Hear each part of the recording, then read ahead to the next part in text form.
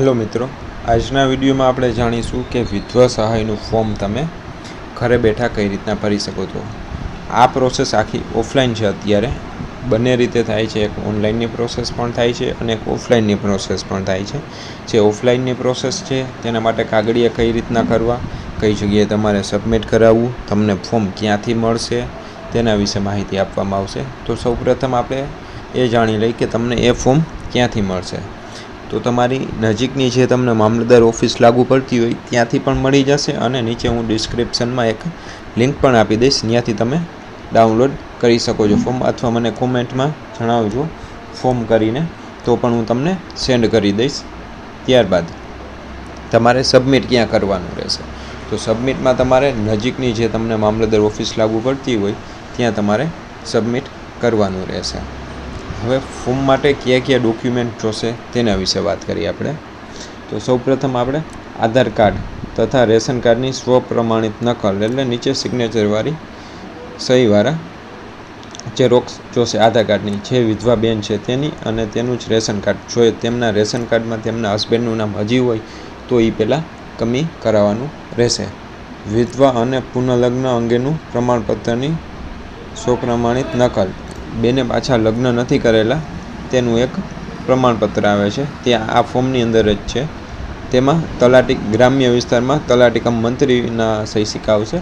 શહેરી વિસ્તારમાં તમારે ઓનલાઈન પ્રમાણપત્રની અરજી કરવાની રહેશે। પતિના અવસાન અંગેનો દાખલો, એટલે મરણનો દાખલો, ત્યારબાદ સ્વઘોષણા પ્રમાણપત્ર, તે અહીંયા નીચે જ આપેલું છે આમાં જ ફોર્મની અંદર તે, ત્યારબાદ તમામ સંતાનોના જન્મના પુરાવાની સ્વપ્રમાણિત નકલ, એટલે જન્મના તમારા જેટલા દીકરા દીકરીઓ છે જે અત્યારે સાસરે હોય કે અહીંયા ભેગા હોય તેની આધાર કાર્ડ અથવા તેમના જન્મ તારીખના દાખલાની ઝેરોક્ષ મૂકવાની રહેશે ભેગી। બેંક અથવા પોસ્ટ IPPBની સિંગલ એકાઉન્ટવાળી પાસબુક, એટલે કોઈ પણ એક બેંકની પાસબુક, પણ જોઈન્ટ એકાઉન્ટ નહીં ચાલે। ત્યારબાદ અરજદારના આવકનું પ્રમાણપત્ર, ત્યારબાદ અરજદારના આવકનું પ્રમાણપત્ર કાઢવાના રહેશે, એટલે ખુદ વિધવા જે બેન છે જેનું આપણે ફોર્મ ભરી છીએ તેનું જ આવકનું પ્રમાણપત્ર કાઢવાનું રહેશે, કઢાવવાનું રહેશે ટૂંકમાં। હવે આપણે જાણી લઈએ ફોર્મ કઈ રીતના ભરવું।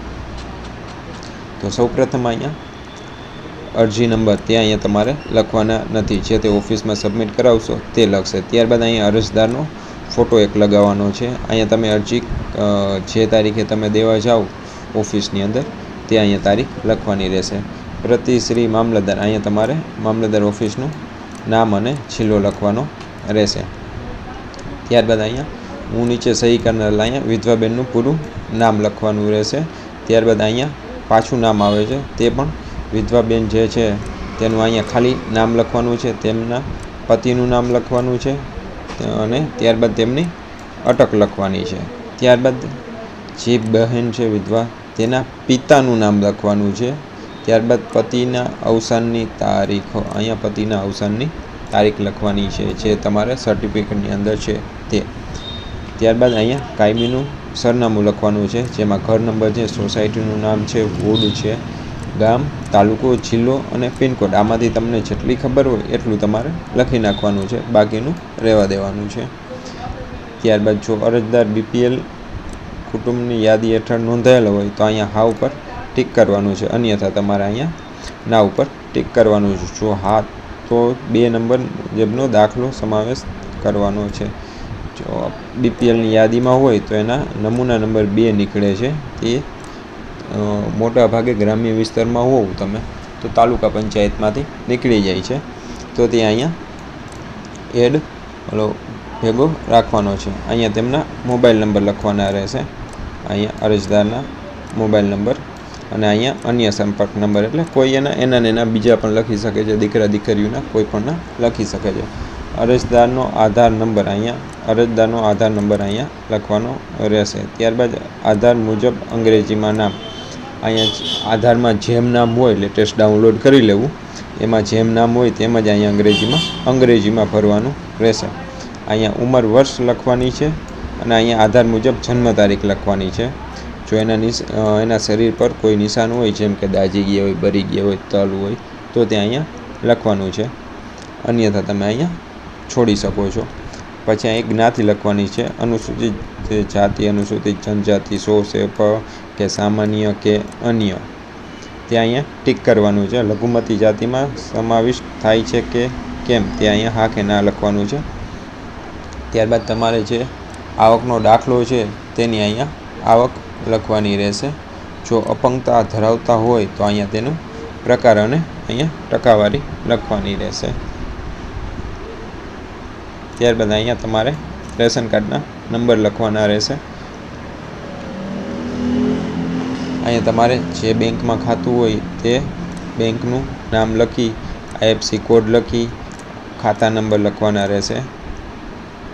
અને અહીંયા તમે ગુજરાતમાં કેટલા વર્ષથી વસવાટ કરો છો તે કાયમી માટે રહેતા હોય તો અહીંયા કાયમી કરી નાખવાનું, અથવા જન્મથી હોય તો જન્મથી 5 વર્ષ, 4 વર્ષ, 3 વર્ષ, 2 વર્ષ, કેટલા વર્ષથી તમે ગુજરાતમાં વસવાટ કરો છો તે લખવાનું રહેશે. ત્યારબાદ બીજું પાનું આવશે જેમાં એકરારનામું છે. તેમાં અહીંયા અરજદાર તારીખ લખવાની રહેશે અને અહીંયા અરજદારને અંગૂઠો અથવા સહી જે કરતા હોય તે લખવાનું રહેશે.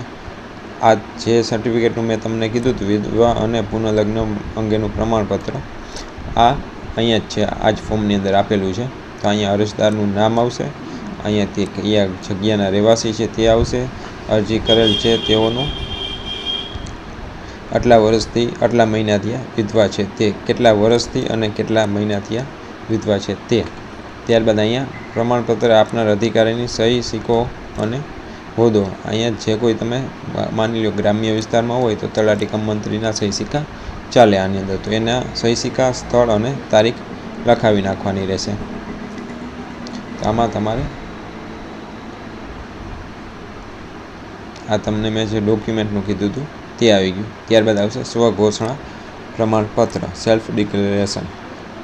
તો અહીંયા પાછું તે બેનનું જ નામને, ઉંમરને, કઈ જગ્યાના રહેવાસી છે તે લખવાનું રહેશે. મારી ખાલી ગયા વર્ષની કુટુંબિક વાર્ષિક આવક આ ગયા વર્ષની આટલી થાય છે તે લખવાનું રહેશે. ત્યારબાદ અહીંયા નીચે આવશે ક્રમ, નામ, ઉંમર, સંબંધ અને સરનામું. અહીંયા તમારે જેટલા દીકરીઓ છે તેનું અહીંયા નામ લખવાના રહેશે, તેમની ઉંમર લખવાની રહેશે અથવા જન્મ તારીખ લખવાની રહેશે, તેમાં તમારો તેમની સાથેનો શું સંબંધ છે તે, અને તે હાલમાં કઈ જગ્યાએ રહે છે તે લખવાનું રહેશે. ત્યારબાદ અહીંયા સહી કરી પૂરું નામ અને આધાર કાર્ડના નંબર અથવા ઓળખનો પુરાવો તમે જે આપો તેના નંબર અહીંયા લખવાના રહેશે. ત્યારબાદ આ ગંગા સ્વરૂપ આર્થિક સહાય યોજના જવાબ, આ તમારે ભરવાનું થતું નથી. આ પંચરોજ કામ છે, તે ગ્રામ્ય વિસ્તારમાં હોય તો રેવન્યુ તલાટીએ ભરવાનું હોય છે, એટલા માટે. તો આ વિડીયો તમને કેવો લાગ્યો તે મને લાઇક, શેર અને સબસ્ક્રાઈબ કરી અને જરૂર જણાવજો. અવાનવા વિડીયો જોવા માટે મારી ચેનલને સબસ્ક્રાઈબ કરો. ધન્યવાદ.